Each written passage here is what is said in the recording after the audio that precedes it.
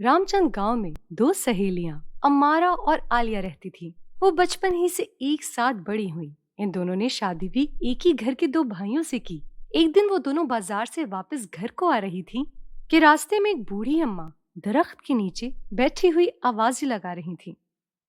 کوئی ہے جو مجھے اس پہاڑ کی چوٹی پر اٹھا کر میرے گھر چھوڑ آئے، بدلے میں اپنی خواہش پوری کروائے۔ امارا نے عالیہ کو کہا، چلو اس اماں کی مدد کریں۔ تو عالیہ جلدی سے بولی، نہ بابا نہ، میں تو خود بہت تھکی ہوئی ہوں، اس پہاڑ کی چوٹی تک تو دور 2 قدم بھی اماں کو نہ اٹھا سکوں، اور بھلا یہ اماں ہماری کیا خواہش پوری کریں گی؟ اپنی مدد تو خود کر نہیں سکتی۔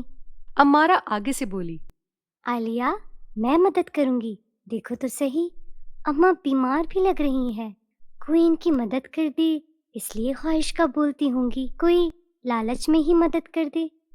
یہ بول کر امارا اماں کے پاس گئی اور بولی، آئے اماں، میں آپ کو اوپر گھر چھوڑ آتی ہوں۔ اماں نے کہا، بیٹی مجھے اٹھا تو لوگ ہی نا؟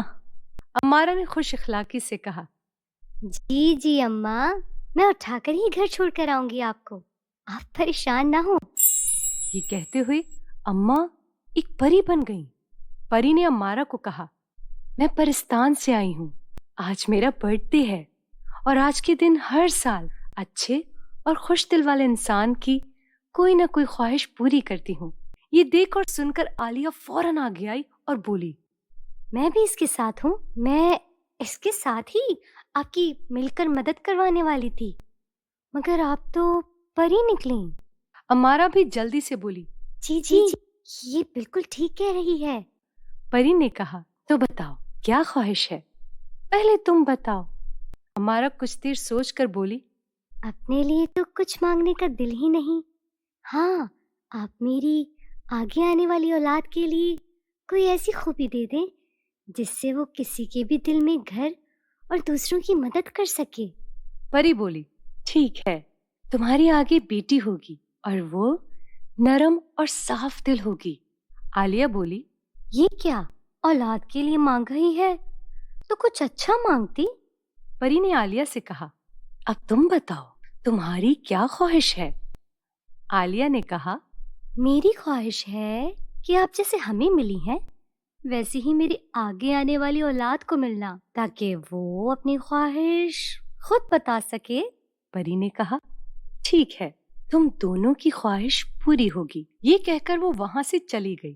کچھ عرصے بعد دونوں کے ہاں بیٹی پیدا ہوئی۔ امارا نے اپنی بیٹی کا نام رائنا اور عالیہ نے اپنی بیٹی کا نام رمیسا رکھا۔ جیسے ان کی ماں آپس میں پکی سہیلیاں تھیں، ویسے ہی وہ دونوں بھی آپس میں پکی سہیلیاں بن گئیں، مگر ان دونوں کا مزاج بہت ہی مختلف تھا۔ رائنا کو شہر شہر اور ملک و ملک گھومنے کا شوق تھا اور رمیسا کو بہت امیر بننا تھا تاکہ وہ سب کو اپنے حکم کے مطابق چلا سکے۔ ایک دن دونوں مچھلی پکڑنے کے لیے دریا کی طرف جا رہی تھیں۔ دریا کے پاس پہنچی تو دیکھا کہ ایک لڑکا پریشان بیٹھا ہوا تھا۔ وہ کپڑوں سے کسی ملک کا شہزادہ معلوم ہوتا تھا۔ تو رائنا نے پوچھا، اجنبی لڑکے یہاں کیوں بیٹھے ہو؟ کیا ہوا؟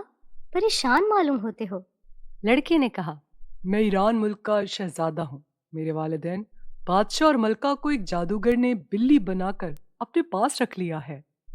وہ ہمارے ملک کے لوگوں پر کالا جادو کرتا ہے۔ جب بادشاہ کو پتہ چلا تو اس کو سزا کے طور پر قید خانے میں ڈالنے کا حکم دے دیا گیا۔ اس پر اس نے بادشاہ اور ملکہ کو بلی بنا دیا۔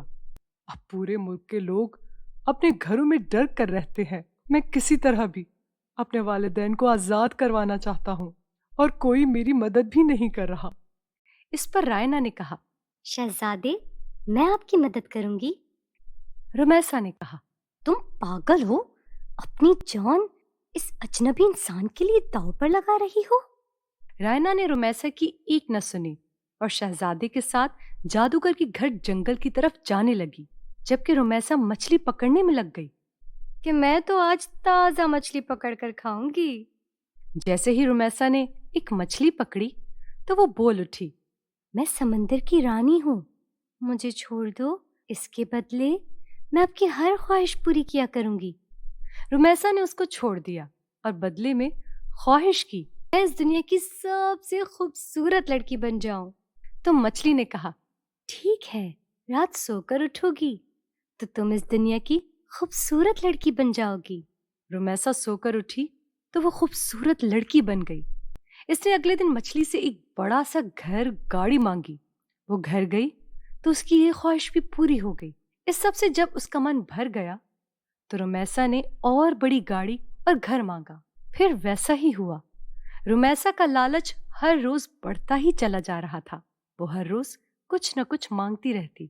پھر ایک دن اس نے مانگا کہ وہ سمندر کی ملکہ بننا چاہتی ہے۔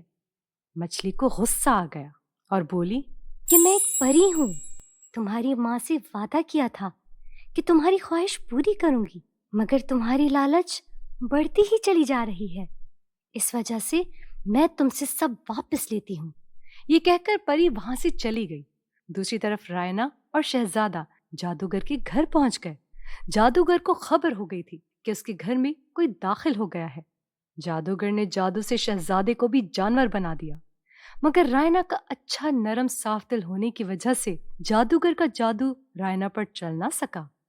جادوگر کے گھر میں بہت سے جانور اور پتھر کے لوگ تھے جن پر سے اس نے جادو کیا ہوا تھا۔ جیسے جیسے رائنا جانور پر ہاتھ لگاتی تو وہ واپس انسان بن جاتے۔ رائنا کے سامنے کھڑے ہونے کی وجہ سے جادوگر کا جادو بھی کام نہ کر سکا۔ جیسے ہی وہ واپس سب انسان بن گئے تو انہوں نے جادوگر کو مارنا شروع کر دیا۔ مارتے مارتے جادوگر کی جان چلی گئی۔ رائنا کے اچھے نرم دل ہونے کی وجہ سے اس نے ایران کے بادشاہ کو شیطان جادوگر سے آزاد کروا لیا۔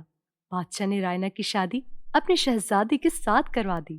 رائنا اس ملک کی ملکہ بن گئی اور وہ اپنی طاقت اور نرم دل سے سب کی خدمت کرتی رہی۔ اگر ہم اپنی خواہش کا صحیح سے استعمال کریں تو اپنے اور دوسروں کے لیے کچھ نہ کچھ بہتر کر سکتے ہیں۔